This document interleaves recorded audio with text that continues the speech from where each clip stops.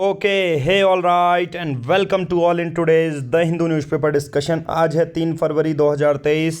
तो आज के न्यूज़पेपर डिस्कशन को हम पेज वाइज डिस्कस कर लेते हैं। सभी करंट अफेयर के जो नोट्स होते हैं, जितने भी टर्म्स होते हैं, उनके हम फ्री में नोट्स देते हैं। फ्री में नोट्स आप सबको पता है टेलीग्राम के चैनल में है, डिस्क्रिप्शन में उसका लिंक दिया है, उस चैनल को आप ज्वाइन कर सकते हैं। तो चलिए स्टार्ट करते हैं। बाकी मैं आगे जब नोट्स पढ़ाऊँगा तो आपको कहाँ से मिलेंगे वो भी शो कर दूंगा। चलिए स्टार्ट करते हैं आज का न्यूज़पेपर डिस्कशन। सबसे पहले गौतम अडानी, जो कि इंडिया के बिजनेसमैन हैं और पहले रिचेस्ट पर्सन ऑफ इंडिया हैं, वर्ल्ड में तीसरे नंबर पर आते हैं। तो बात ये आती है कि जो 24 जनवरी को हिंडनबर्ग रिपोर्ट आती है, ये एक रिपोर्ट यूएस बेस्ड है, United states of America based एक रिपोर्ट है। वो कहती है कहीं ना कहीं अदानी जो कंपनी की प्राइवेट लिमिटेड है, अदानी प्राइवेट लिमिटेड है, उसने स्टॉक का मैनिपुलेशन किया है, स्टॉक का भाव बढ़ाया और गिराया है एज वेल एज। और अभी तक 24 जनवरी को जब ये रिपोर्ट पब्लिश हुई थी, आज है 3 फरवरी, तो करीबन 100 बिलियन डॉलर का उनको लॉस हो चुका है, राइट। अब उसके तर्ज पर हमारी जो सेबी है, security and exchange board of India, जो कि 1992 में बनी थी, जो भी मार्केट जो शेयर होते हैं उनको लेकर अग्रसर रहती है। तो सेबी ने यहाँ पर चेक किया। हालांकि जो LIC है, लाइफ इंश्योरेंस कॉरपोरेशन, सरकार की एक कंपनी है, और SBI है, लगातार अपने शेयर खरीद रही है अदानी ग्रुप प्राइवेट लिमिटेड में। तो चलिए आगे ये डिटेल में आता रहेगा, डेली के बेसिस पर जब कंक्लूजन निकलेगा तब हम इसको करा देंगे। बाकी अभी डिटेल में पढ़ने की इसको आपको ज़रूरत नहीं है, ठीक है। ये देखिए, ये भी आपको नहीं पढ़ना। यहाँ पर ये बोला जाता है कि supreme court on Thursday refuse to set aside a provision in the election law that allows candidate to contest poll from 2 constituencies simultaneously. 2 constituency से मतलब चुनाव हो रहे हैं, और एक पहली कॉन्स्टिट्यूंसी 2 कॉन्स्टिट्यूंसी, तो पहला ही बंदा यहाँ से भी खड़ा उठ सकता है, यहाँ से भी। अगर एक पर्सन एक कॉन्स्टिट्यूंसी अगर रेस्ट्रिक्शन लगा दिया जाए तो उसमें कानून में ही बदलाव किया जाएगा, तब वो होगा। अभी एक बंदा, प्रेजेंट की कंडीशन क्या है, एक बंदा क्या कर सकता है, 2 कॉन्स्टिट्यूंसी से खड़ा उठ सकता है, ठीक है। 1 फरवरी यानी कि बजट का दिन था, तो फाइनेंस मिनिस्टर निर्मला सीतारमण जी ने सभी राज्यों से बोला कि आप अप्रैल तक सभी जो फॉर्म हैं उनमें साइन अप कर लीजिए, क्योंकि आपको मिलेगा 1.3 लाख करोड़ रुपए इंटरेस्ट फ्री लोन, जो कि बजट 2023-2024 कैपिटल एक्सपेंडिचर के लिए। इसके पीछे सरकार का ये कारण है कि राज्यों को पैसा मिलेगा तो राज्य ज़्यादा इंफ्रास्ट्रक्चर, रोड्स ये बनाने में स्पेंड करेंगे, और जिससे अपकमिंग जो फ़ायदा होगा, बेनिफिट होगा, वो बहुत ज़्यादा होगा, राइट। 50 ईयर का इंटरेस्ट फ्री विंडो यहाँ पर देखने को मिलती है। साथ ही साथ आपको ये डिस्कस नहीं करना, तो पहले पेज में आपको कौन सी न्यूज़ आनी थी, एक तो ये वाली इंटरेस्ट फ्री लोन। अभी सरकार ने क्या किया, अगर ये बोला जाएगा तो स्टेट्स को 50 साल का इंटरेस्ट फ्री लोन देने की बात की जा रही है, क्योंकि उसका आउटकम बहुत अच्छा निकलेगा, जो कि बहुत अच्छी बात है। इस पेज में ये नहीं करना, ये नहीं करना। अडानी वाला मैं बता चुका हूँ, हिंडनबर्ग रिपोर्ट वाला बता चुका हूँ, ठीक है। चलिए पेज नंबर 2 में आते हैं। आश्रम फ्लाईओवर, आम आदमी पार्टी के सिसोदिया को वहाँ बुलाया गया, ऐसी बातें चली, ठीक है। बट हमारा क्वेश्चन, हमारी जो एग्ज़ाम पॉइंट ऑफ व्यू से ये है, नेशनल ग्रीन ट्रिब्यूनल, उसने 900 करोड़ रुपए दिल्ली की सरकार में लगाए हैं, क्योंकि उन्होंने जो लैंडफिल्स होते हैं, जैसे कूड़े का ढेर होता है ना, उसको अच्छी जगह नहीं फेंका। हालांकि जो 3 लैंडफिल्स हैं वो MCD जो म्युनिसिपल डिपार्टमेंट है वो मैनेज कर रहा है, जहां पर बीजेपी 15 सालों से लगातार जीत रही है।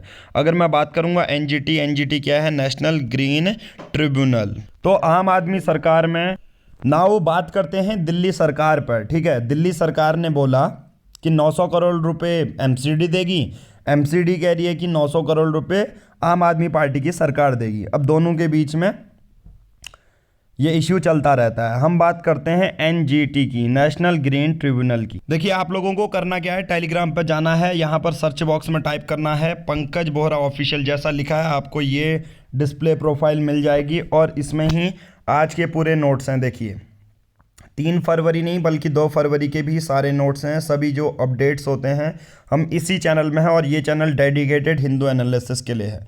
बाकी दूसरा, कब यूपीएससी का नोटिफिकेशन आएगा, कब उत्तराखंड पीसीएस का नोटिफिकेशन आएगा, उसके लिए अलग अलग हमारे ग्रुप बने हैं। बाकी आंसर राइटिंग ग्रुप भी आप ज्वाइन कर सकते हैं। ये राइट विद अस ग्रुप है। ये सब प्राइवेट ग्रुप्स होते हैं जो आप एक्सेस कर सकते हैं। साथ ही साथ एनसीईआरटी के नोट्स और एनसीईआरटी की क्लासेस भी आप ज्वाइन कर सकते हैं। चलिए वो मैं आपको डिटेल बता दूंगा एक सेपरेट वीडियो में। हम बात करते हैं आज के पहले टॉपिक, जिसका नाम है national green tribunal, NGT.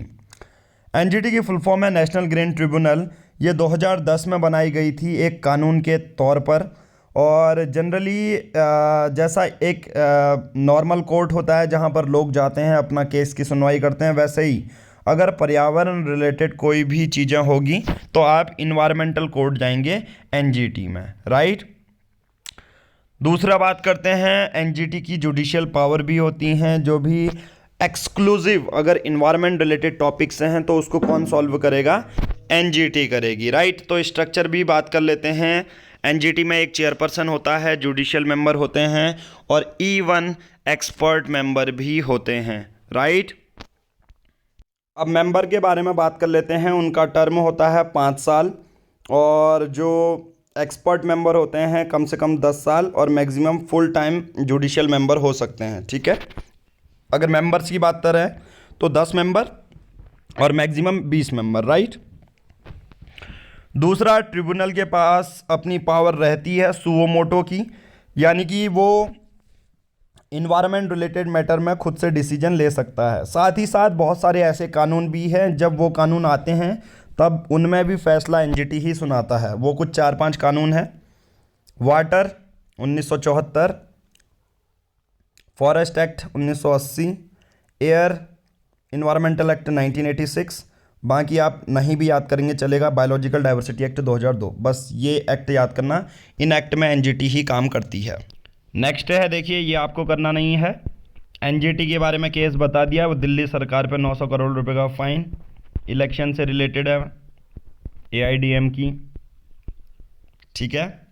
Railway track के पास घर होने के वजह से क्या क्या नुकसान क्या क्या फ़ायदे हो सकते हैं यहाँ पर ये बताया गया है और ये आपको डिटेल में नहीं जानना। मेट्रो प्लस शाहिद कपूर और ये साउथ के हीरो की वो दी है इमेज, पर ये क्या आपको करनी है, नहीं। अब देखो पेज नंबर 6 में आ जाओ। हालांकि पेज नंबर जो 6 है रीजनल न्यूज़ है। जब आप Punjab state public service commission की तैयारी कर रहे होगे तो आप उसमें लिख सकते हो कि 42% जो जेल में हैं, पंजाब के जेलों में हैं, वो कहीं ना कहीं नारकोटिक केसेस के वजह से ही अंदर गए हैं। आपने उड़ता पंजाब मूवी देखी होगी, सबसे ज़्यादा ड्रग के केसेस कहाँ होते हैं, पंजाब में होते हैं, पंजाब प्रिजन में होते हैं। तो पंजाब प्रिजन में ये बताया कि 42% जो लोग होंगे उन पर नारकोटिक्स केसेस लगे हैं, जो कि एक बहुत ज़्यादा अनफॉर्चुनेट न्यूज़ भी है। बात आती है उत्तराखंड की।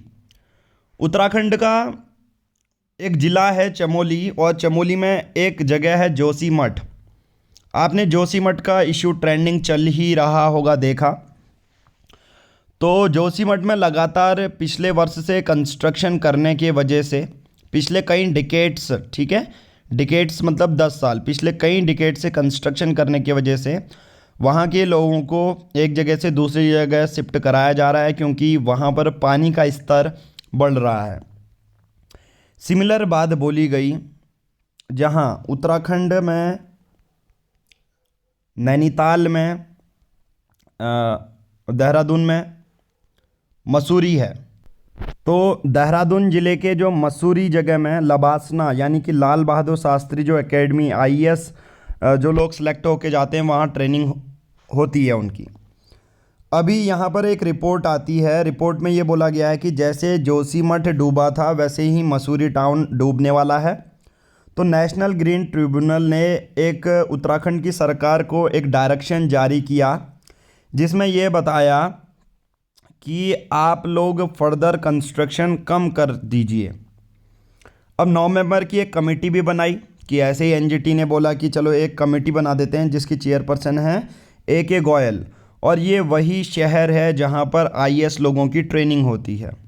Lal Bahadur Shastri academy of administration in 2001, यहीं से बहुत सारी चीज़ें बननी शुरू हो गई हैं।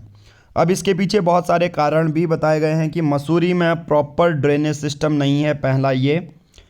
दूसरा, पोटेंशियल थ्रेट एग्जिस्ट करता है हिमालयन रीजन में, और लगातार कंस्ट्रक्शन तो कर ही रहे हैं। तो एनजीटी ने खुद से क्या लिया, ये एक्शन लिया। सुओ मोटो का मतलब यही होता है कि खुद से एक्शन लेना।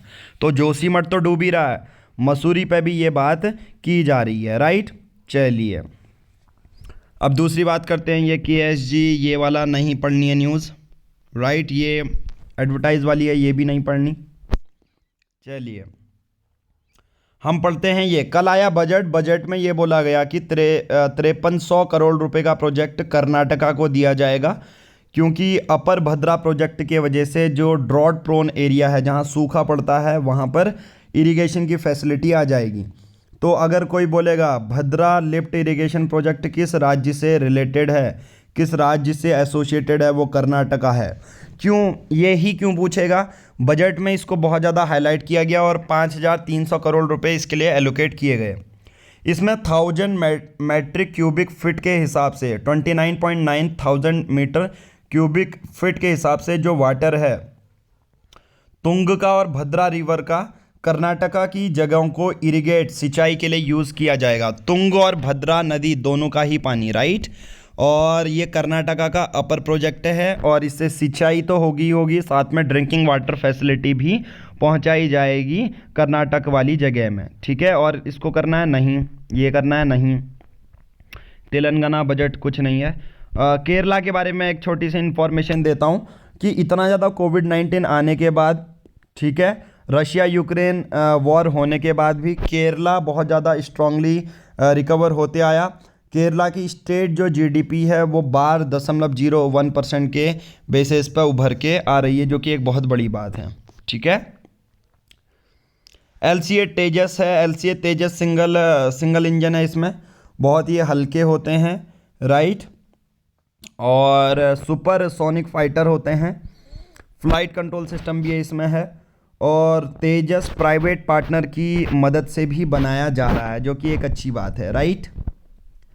चलिए अभी तक ऊपर के जितने भी पेज हमने पढ़े, जितने भी इम्पोर्टेंट नोट्स हमने कर लिए हैं, वो डिटेल में डिस्कस कर लिए हैं। अब बात करते हैं आज के एडिटोरियल्स की। आज के पहले एडिटोरियल में बात उठाई गई है साइंस एंड टेक्नोलॉजी की, कि बजट स्पीच में इस बार रिसर्च एंड डेवलपमेंट को बहुत ज़्यादा पैसे दिए जा रहे हैं। सबसे बड़ी बात है कि ministry of science and technology को इस बार पूरे साल भर का एलोकेशन 16,361.42 करोड़ रुपए एलोकेट किए गए हैं, जो कि प्रीवियस एस्टिमेट से 15% ज़्यादा है। सोचो साइंस एंड टेक्नोलॉजी में, जिसमें साइंस एंड टेक्नोलॉजी मंत्रालय के अंदर विभिन्न विभाग होते हैं, जैसे विभिन्न डिपार्टमेंट होते हैं, डिफरेंट टाइप्स के डिपार्टमेंट होते हैं। Department of science and technology first, department of biotechnology second, department of scientific and industrial research third, और इसके साथ बहुत सारे ऐसे मिशन हैं जिन डिपार्टमेंट को 16,000 करोड़ रुपए दिए जा रहे हैं, सब में बांटे जाएंगे। इसके साथ साथ डीप ओशियन मिशन भी चलाया गया है। डीप ओशियन मिशन में क्या होता है, डीप ओशियन मिशन में क्या होता है कि जितने भी तत्व होते हैं, एलिमेंट्स होते हैं डीप ओशियन में, उसको एक्सट्रैक्ट किया जा सकता है। पॉलीमेटेलिक नोड्यूल्स, जिसे PMN भी कहते हैं, जिसमें बहुत सारे मेटल्स मिलते हैं, वो भी डीप ओशन में मिल सकते हैं।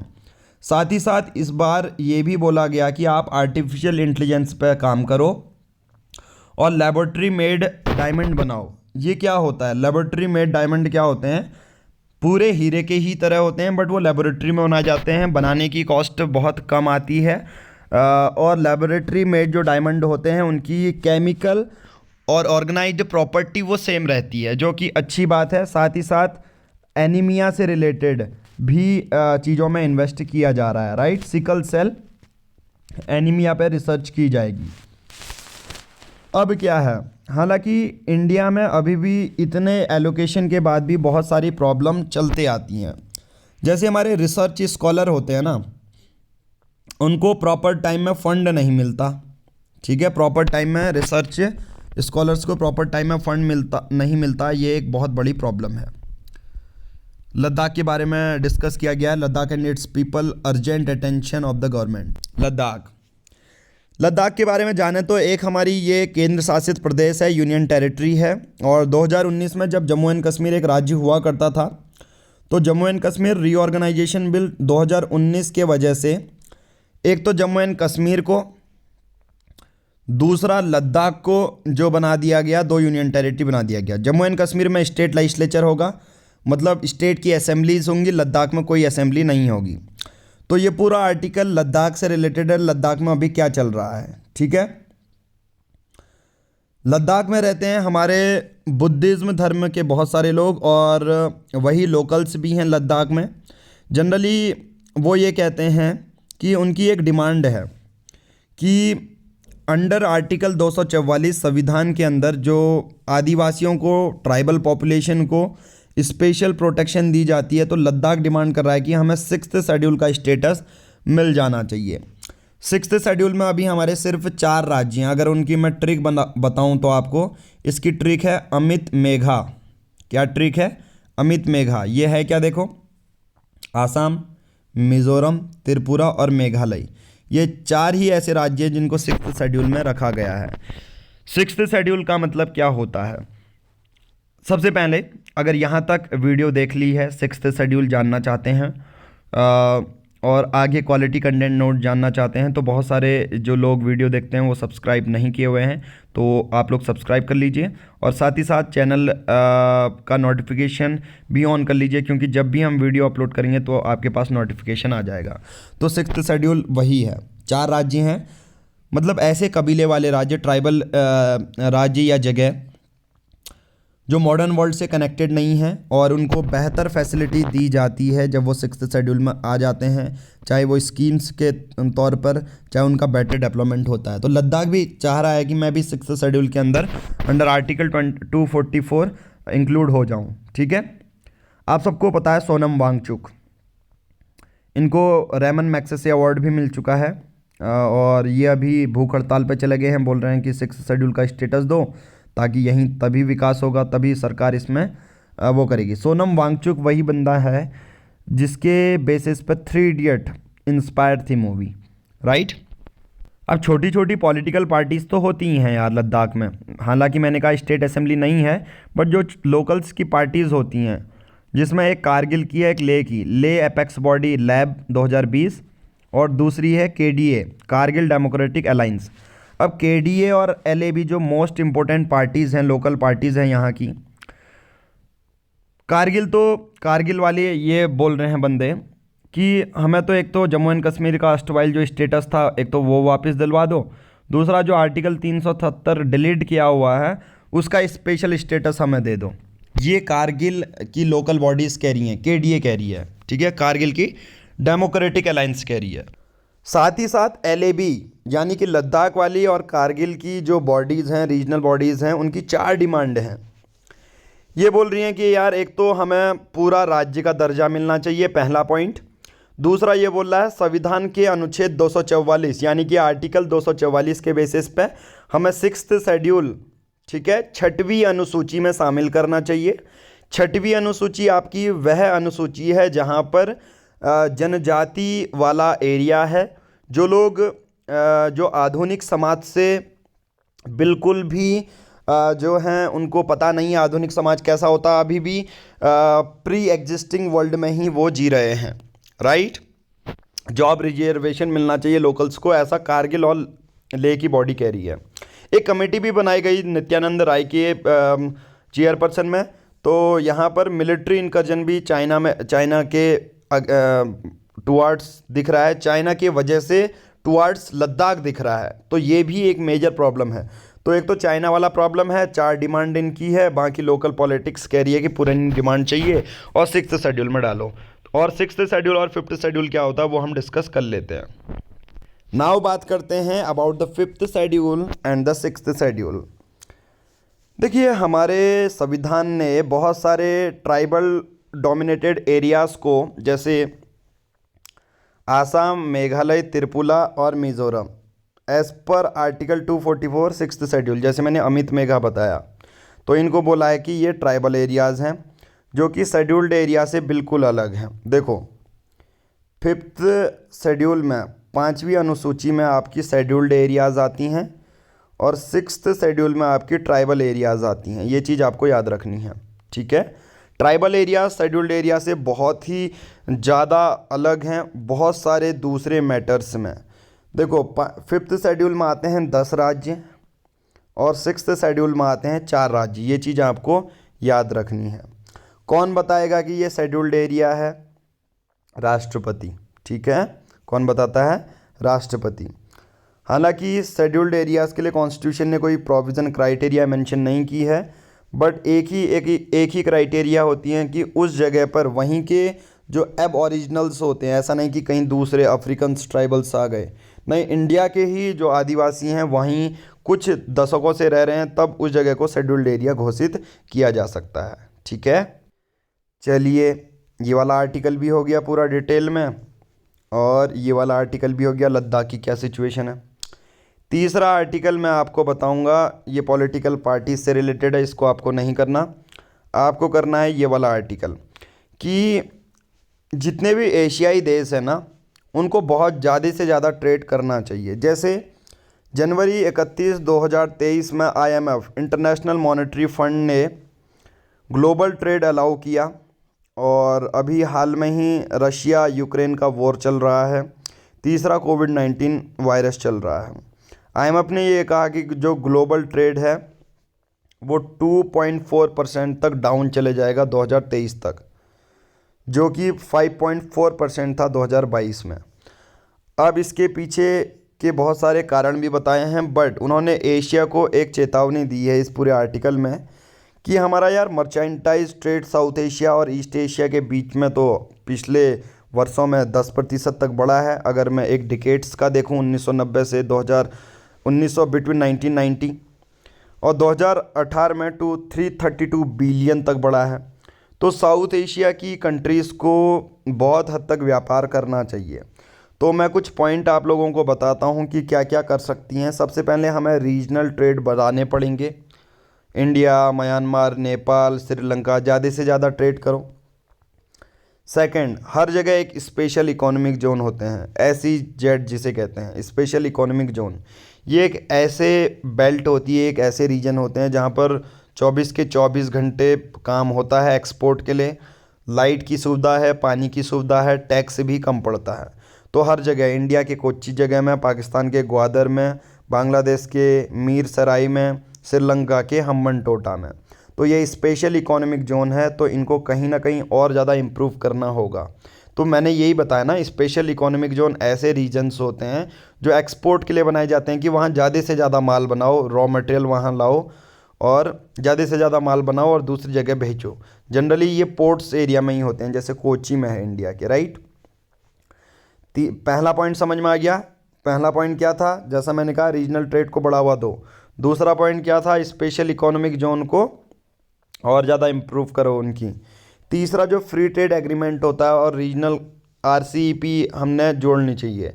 ये क्या है? एशिया और साउथ ईस्ट एशिया के जो देश हैं उनके बीच में बहुत कम, जैसे 2 चीज़ें हम भेज रहे हैं तो बहुत कम टैक्स लगेगा, ये प्रोविज़न होते हैं। हालांकि एक फैक्ट बता देता हूँ, 2019 में भारत सरकार ने RCEP से बोला कि जो RCEP का एक प्रोविज़न है फ्री ट्रेड एग्रीमेंट का, उसमें भारत सरकार को बहुत ज़्यादा घाटा हो रहा है, इसलिए भारत सरकार ने 2019 में छोड़ दिया। हालांकि 2022 में भारत ने जिन कंट्री के साथ फ़ायदा थे उनके साथ फ्री ट्रेड एग्रीमेंट जोड़ा। सबसे पहला है यूनाइटेड अरब अमाराइट्स UAE और दूसरा है ऑस्ट्रेलिया, तो वो भी हमारा ख़त्म हो गया। ओपिनियन लद्दाख के बारे में वो मैंने डिटेल में बता दिया। ChatGPT एक बहुत ही तगड़ी चीज़ चल रही है, AI बेस्ड चैटबॉट है। अब चैटबॉट का मतलब क्या होता है? आप कुछ नहीं, आप उस चीज़ में कुछ भी सर्च करते हैं, वो सिंपल वे में, गूगल की तरह नहीं, ठीक है, सिंपल वे में अलग अलग सोर्सेज की इन्फॉर्मेशन को मर्ज करके आपको एक आंसर दे देगा। UPSC के भी बहुत सारे नोट्स, मैं एक यहाँ पर देखिए, एक आंसर राइटिंग वाला एक नया चैनल आएगा और UPSC बेस्ड एक नया चैनल आने वाला है, जिसमें आंसर राइटिंग सोचो एआई बेस्ड पे ही चलेगी, ठीक है। मैं ये आप लोगों को बता देता हूँ। एक चैनल आएगा जिसमें सिर्फ एआई बेस्ड आंसर होंगे, एआई बेस्ड क्वेश्चंस होंगे, एआई बेस्ड ही उनके। अब वो ये बताएगा जो इम्पोर्टेंस रखता है, वो ये भी बताएगा जिस तरह से हम सोचते हैं। एआई को अगर अच्छे से उसका यूज़ करो तो आप मिल जाएगा। मैं एक एग्जांपल बता देता हूँ जर्नलिज्म में।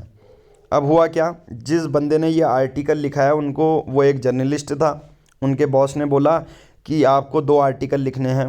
तो उसको डर लग गई कि यार मेरे से तो लिखा नहीं जाएगा जल्दी, ठीक है। लिखना था इरानियन मॉरलिटी पुलिस के ऊपर। अब चैट जीपीटी में जब आप गए, आप जा सकते हैं चैट जीपीटी में, ये एक आर्टिफिशियल इंटेलिजेंस है। Artificial intelligence science and technology में बहुत हद तक आपको मदद करेगा। आर्टिफिशियल इंटेलिजेंस का मतलब ये रहता है कि कोई भी मशीन ह्यूमन की तरह काम करे, उसे आर्टिफिशियल इंटेलिजेंस कहते हैं। ह्यूमन के इंटरेक्शन को वो रिकॉर्ड करे और उसके ही बेसिस पे अगले बार बिहेव करे। तो चैट जीपीटी में ये बोला कि चैट जीपीटी कैसे जर्नलिज्म को इम्पैक्ट करेगी। तो चैट जीपीटी ने एक सिंपल सा जवाब दिया कि वो सिंपल न्यूज़ आर्टिकल्स को आपको प्रोवाइड कर देगी। साथ ही साथ चैट जीपीटी में उस बंदे को ये लगा कि ये तो बायस्ड या इररेलेवेंट एक्यूरेट इन्फॉर्मेशन भी दे सकता है, बट ऐसा नहीं है। एआई पूरी तरह एक्यूरेट इन्फॉर्मेशन होता है जो जेन्युइन सोर्स से आपको दे के देता है। ये तो जर्नलिज्म का एक एग्जांपल दिया है कि चैट जीपीटी कैसे जर्नलिज्म का एक फ्यूचर है। हालांकि चैट जीपीटी का एक चैलेंज है, जैसे यूनाइटेड स्टेट ऑफ अमेरिका में एक खुफिया मीटिंग हो रही है तो उसको डिटेक्ट नहीं कर पाएगा, ठीक है। जो भी इंटरनेट में है, जो भी अवेलेबल है ओपन सोर्सेज, ठीक है, ओपन सोर्सेज अवेलेबल है, उनके ही मिक्स करके एक अच्छा सा आंसर आपको दे देगा। बजट 2023 की अगर किसी ने पूरी तरह पर्सपेक्टिव नहीं जाना तो 2 फरवरी की न्यूज़ मैं आपको शो कर देता हूँ। बजट देखो, बजट 2023 पूरी मैंने पीडीएफ ही इसमें इंक्लूड कर रखी है, तो पूरी पीडीएफ और वीडियो दोनों देख सकते हैं। और उसके नोट्स पंकज बोरा ऑफिशियल में, यानी कि हर चीज़ आपको फ्री मिल रहा है, राइट। तो आपको ये वाला नहीं करना है, ठीक है। चलिए, पठान मूवी बहुत तेज़ी से चली, यहाँ पर ये बताया गया है, इस पर आपको नहीं करना। फिर नेक्स्ट पेज है, ये देखिए, ये देखिए, अडानी ग्रुप वाला $100 बिलियन का लॉस हो गया। देखिए 31 जनवरी तक 18 प्रपोजल आए जो हैं सरकार के पास, और सुप्रीम कोर्ट ने कंसिडरेशन दिया है। और ये बोल रही है कि government can seek rethink on collegium recommendation. Collegium recommendation आती है कि कुछ जजेस का नाम दिया होगा, कुछ लॉयर्स का नाम दिया होगा और सरकार को भेजा होगा। ये सरकार के किरण रिजिजू साहब हैं, लॉ मिनिस्टर हैं, और ये बोल रहे हैं कि सरकार के पास कॉलेजियम की रिकमेंडेशन आएगी, पर हमें सोचना पड़ेगा। कॉलेजियम करता क्या है, देखो कॉलेजियम बहुत सिंपल सी बात करता है। वो ये कहता है कि 4, एक तो सीनियर मोस्ट जज होंगे, एक चीफ जस्टिस ऑफ इंडिया होंगे। सबसे पहले मैं कॉलेजियम सिस्टम बताता हूँ। कॉलेजियम सिस्टम एक तरीके का एक ऐसा सिस्टम है जिसमें एक ग्रुप है, 5 लोग होते हैं उसमें। एक चीफ जस्टिस ऑफ इंडिया यानी कि भारत के मुख्य न्यायाधीश, प्लस 4 सीनियर मोस्ट जज। तो वो लोग क्या काम करते हैं, जिन जज का ट्रांसफ़र करना है, हाई कोर्ट से सुप्रीम कोर्ट भेजना है, उनके नाम को सरकार को भेजते हैं। किरण रिजिजू साहब को भेज दिया, तो किरण रिजिजू साहब ने बोला कि दोबारा सोचने की ज़रूरत है। हालांकि पहली जो रिपोर्ट है वो बाइंडिंग नहीं होती, बट अगर कॉलेजियम दोबारा रिकमेंडेशन भेज दे सरकार को कि आपको इन्हीं में से कोई सेलेक्ट करना है, तो सरकार को वो मानना पड़ता है, राइट। पर हालांकि एक उसमें भी लूप होल है कि कब तक रिपोर्ट मानी जाएगी वो बताया नहीं गया है, ठीक है। और ये मैंने बोला, but time limit is not fixed, this is the reason that appointment of जजेस टेक लॉन्ग टाइम। तो ये न्यूज़ में फिर से आ जाते हैं, इनके पास प्रॉपर टाइम नहीं दिया होता है कि आपको इतने टाइम में वापस करनी है ये रिपोर्ट कॉलेजियम सिस्टम को। इसी वजह से जो जजेस होते हैं लंबे समय तक अपॉइंट नहीं होते हैं, और बहुत सारे तो सीट तो वैकेंटी भी होती हैं, ठीक है। आपको ये नहीं करना। न्यूज़ है, मनरेगा कट देखने को मिला बजट 2023-2024 में भी। बहुत सारे ऐसे राज्य हैं जिन्होंने अपनी पुरानी सैलरी नहीं दी है। Mahatma Gandhi national rural employment guarantee scheme में 100 दिन का ग्रामीण क्षेत्रों में रोजगार मिलता है, 100 दिन का अनस्किल्ड लेबर्स के बेसिस पे। और साथ ही साथ ये पीवी नरसिम्हा राव की सरकार के टाइम पे बनाई गई थी। इससे ज़्यादा हम आपको नहीं बता सकते। मनरेगा 2005 में पूरी तरह बना दी गई थी, ठीक है, सितंबर 2005 में। नेक्स्ट है साइट्स, आपने लाल चंदन, पुष्पा, पुष्पराज, मैं झुकेगा नहीं साला, ठीक है, ये आपने मूवी देख चुके होंगे, जिसमें चंदन के व्यापार को बहुत तेज़ी पर फोकस करते हुए दिखाया था। रेड सेंडर्स या रेड सैंडलवुड, जिसे चंदन की लकड़ियाँ कहते हैं, उसकी स्मगलिंग यहाँ पर दिखाई थी। साइट्स, साइट्स का डेटाबेस ये कहता है कि रेड सेंडर्स की स्मगलिंग हो रही है और ये स्पीसीज़ इंडेंजर्ड भी है। सबसे पहले लाल चंदन के बारे में बता देता हूँ। ये जो कंसाइनमेंट था वो चाइना को जा रहा था, हांगकांग को जा रहा था, सिंगापुर और यूएसए को जा रहा था। रेड सेंडर यानी कि चंदन, पेट्रोकार्पस सेंटिलस एंडेमिक ट्री स्पीसीज़ है और ये एंडेमिक है यानी कि उसी जगह मिलती है generally eastern Ghat of India में। आंध्र प्रदेश के कुछ हिस्सों में ये फैली हुई है 10 से 15 मीटर की हाइट में, राइट। फॉरेन ट्रेड, हमारी फॉरेन ट्रेड पॉलिसी भारत की क्या है कि इंपोर्ट जो है लाल चंदन का वो पूरी तरह से हमने बंद किया है। जो हमने एक्सपोर्ट है वो रेस्ट्रिक्ट किया है। दो चीज़ों टर्म याद करना, प्रोहिबिटेड मतलब पूरी तरह रोकना, रेस्ट्रिक्ट मतलब लगाम लगाना, हल्के से रेस्ट्रिक्शन होना। अभी भी चाइना ऐसा पूरे विश्व में एक है जो बिगेस्ट लार्जेस्ट इंपोर्टर है और 13,668 टन के प्रोडक्ट लाता है, फिर हांगकांग ले जाता है। इससे बनता क्या है, एक तो फर्नीचर, घर के लकड़ी ये बन जाती हैं, रेड डाई बन जाती हैं जो कि दवाइयों में यूज़ होती हैं, इलीगल लॉगिंग चल रही हैं। अगर लाल चंदन के बारे में देखूं तो वाइल्ड लाइफ प्रोटेक्शन एक्ट उसके शेड्यूल 4 में है और IUCN की इंडेंजर्ड कैटेगरी में है। ये दो चीज़ें पूछी जाती हैं, ठीक है। पर एक नेगेटिव बात क्या है, स्लो ग्रोइंग ट्री होते हैं ये, फास्ट ग्रोइंग ट्री नहीं होते हैं, यानी कि इनको 25 से 40 साल लग जाते हैं एक बड़े मैच्योर होने में। तो रेड सैंडलवुड के बारे में जान लेते हैं। हालांकि रेड सैंडलवुड मैं पूरा बता चुका हूँ, UPSC GS3 इन्वायरमेंट प्रीलिम्स में आ सकता है। रेड सैंडर्स को पेट्रोकार्पस सेंटिलस कहते हैं। ये साउथ इंडिया में एंडेमिक मिलती है यानी कि और कहीं जगह नहीं मिलती है। ट्रॉपिकल ड्राई डेसिडियस फॉरेस्ट में ये मिल जाता है। वेट, ये है पालाकोंडा और शेषाचलम हिल रेंजेज आंध्र प्रदेश की। ये केरला, तमिलनाडु और कर्नाटका वाले रीजन में मिलता है। लाल चंदन आपको जहाँ रॉकी, डिग्रेडेड और ऐसे रेड सॉइल लाल मिट्टी मिलती है, हॉट और ड्राई क्लाइमेट होना चाहिए। IUCN की लिस्ट में इसको इंडेंजर्ड डाला गया है, नियर थ्रेटन डाल दिया गया फ्रॉम अर्लियर इंडेंजर्ड, बट अब ये इंडेंजर्ड है, ठीक है। It is listed in appendix 2, sites के उसमें अपेंडिक्स 2 में है और इन्वायरमेंटल प्रोटेक्शन एक्ट के बेसिस पे शेड्यूल 4 में है, ठीक है। और जनरली इसकी 1 टन की वैल्यू 50 लाख से 1 करोड़ तक हो सकती है। जो हमने नोट्स पढ़े थे उसमें थ्रेटेंड था, बट हमें जो ऑफिशियल जो तुरंत न्यूज़ में आता है उससे चेंज कर लेने हैं, ठीक है। चेंज क्या करना है, वाइल्ड लाइफ प्रोटेक्शन एक्ट में, EPA नहीं है, वाइल्ड लाइफ प्रोटेक्शन एक्ट में शेड्यूल 4 और IUCN में इंडेंजर्ड, बस यही दोनों चीज़ें पूछी जा सकती हैं। ये नहीं करना, ये नहीं करना, ये नहीं करना।